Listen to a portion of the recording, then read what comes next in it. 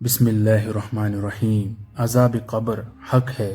ہر مسلمان کا یہ عقیدہ ہے کہ موت کے بعد لحد کی آغوش میں جب بندہ پہنچتا ہے تو کافر و فاسق اور مومن و صالح و غیر صالح سب کو قبر میں ان فرشتوں کا سامنا کرنا پڑے گا جو مردوں سے ان کے اعمال کے سلسلے میں سوال کرنے پر مامور ہے۔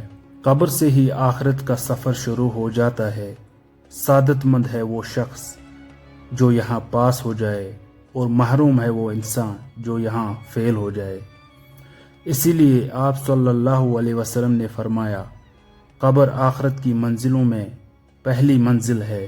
جو یہاں نجات پا گیا آگے بھی نجات سے ہمکنار ہوگا، اور جو یہاں نجات سے محروم رہا آگے بھی خسارہ در خسارہ اس کے لیے مقدر ہے۔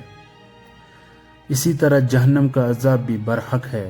کافروں، منکروں اور عاصیوں و خاطیوں کو اس سے دوچار ہونا پڑے گا۔ قرآن پاک نے صاف لفظوں میں بیان کر دیا، بلا شبہ مجرموں کو عذاب جہنم میں رہنا پڑے گا۔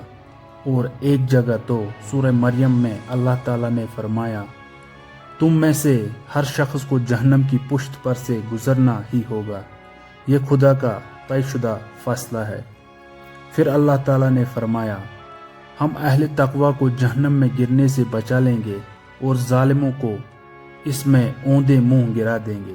اس آیت میں واضح طور پر بیان کر دیا گیا ہے کہ نیک مومنین عذاب جہنم سے نجات پائیں گے، اور جنہوں نے اپنے اوپر ظلم کیا ہے، خواہ وہ مسلمان ہو یا کافر، عارضی اور دائمی عذاب جہنم میں گرفتار ہوں گے۔